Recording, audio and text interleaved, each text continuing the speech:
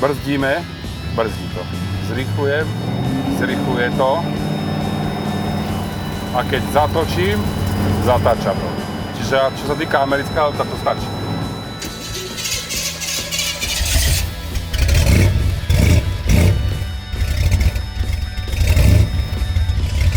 Dnes vám predstavím ďalší kúsok z garáže 411.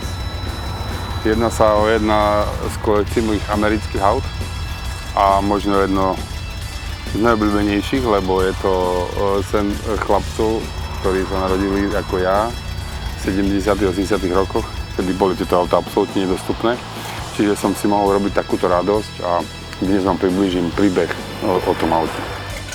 Americká V8. Neskutočne ma fascinuje ten zvuk. A ten zvuk, ako vychádza nerovnomerne, mi to pripadá ako manželstvo. Chceš mať dokonalý vzťah? Kúp si V8. Prečo V8? Lebo 4 valce idú tým smerom, 4 tým smerom a dokopy to vytvára absolútne úžasnú atmosféru. Dokonalý vzťah. Svadba úžasná. A to nasávanie, ja hotový som z toho. Keď vidím tú prednú kapotu, jak to tam trčí z toho, vôbec nemám chuť to schovať. Aj keď možno je to nepraktické, možno by potreboval podtlak, možno trošku zakryť ho pred dažďom. Ale ten detail, keď vidíš na karburátore, aká je hladina benzínu, neviem, či si to všimol, v tých otvorených prieduchoch, komorách, kde to uvidíš v inom aute? Opticky úžasné. Jaguar možno má takúto líniu. Jaguary, tie kupatka, mali podobný dizajn, že v podstate sa sedelo viac ako keby vzadu. Auto je momentálne v stave, čo sa týka optiky pôvodnom, ja som na ňom nič nerobil a dokonca sa mi páči aj tá patina. Tým, že je to plasťak, tak ani asi nebudem s ním nič robiť. I tie medzery, ktoré sú tu nedokonalé a momentálne nechávam tak. Reálne si povedzme, motor je za prednou napravou. Čiže on nie je zle vyvážený, ale tá dĺžka, to auto nebolo robené na zatačke jednoducho. Je to skôr robené na rovné cesty a možno burnout, čo ja tu robiť nebudem v zime. Čiže tak, no poďme si ho zajazdiť.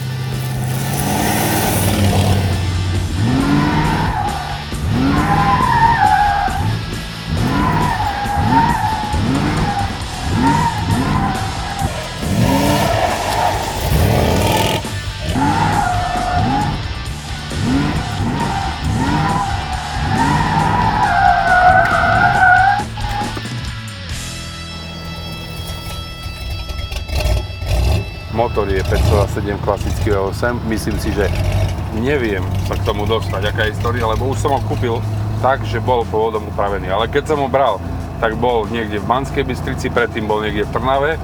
A keď som ho ja bral, tak mal motor namiesto uchytov gurtňu. Lebo chlapci s tým trošku driftovali predtým. Utrhli držiaky, čiže motor bol šasi pripojený gurtňou, lebo takto lietal v karosérii, čiže jasne, že nemohlo to fungovať. Keď sme sa pustili do rekonštrukcie, tak som si myslel, že to bude obnášať nejaký repas prevodovky, niečo trošku diffik, trošku niečo možno nejaké čapy.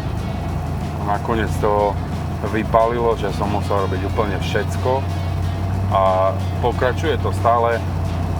No, som sa rozhodol, že už keď začneš, tak už to treba dokončiť, lebo to jedno vylučuje druhé. Čiže jediné, čo som tu nič nerobil s tým autom, je výfuk. Výfuk je tak, ako bol, tak, jak som ho zobral. Len sme ho napasovali, aby nebúchalo spodok. Pneumatiky nové, brzdy nové, komplet tlmiče, naprava celá, predok, zadok, všetko, celé sady. Zhodou okolností dá sa to krásne objednať z Ameriky, keď vieš ako. A vôbec to nie je drahé. Ako reálne náhradné diely na toto auto sú extrémne lacné. No ale napríklad karburátor stál 2000 €. A chcel by som zosilený diferenciál, tiež bude stať 2000 €. Ale to premyslím si podľa toho, ako naladím karburátor, lebo keď mám teraz obmedzený výkon, lebo karburátor mám na 50%, 60%, tak mi ani netreba nejak zosilený diferenciál, ale keď už by som chcel ho možno aj pritlačiť, tak asi by sa zišiel. To uvidíme ešte. Ďalej, káble prehorené, elektrika, podtlaky, neskutočne citlivé auto na podtlak. Celé auto sa riadi vzduchom.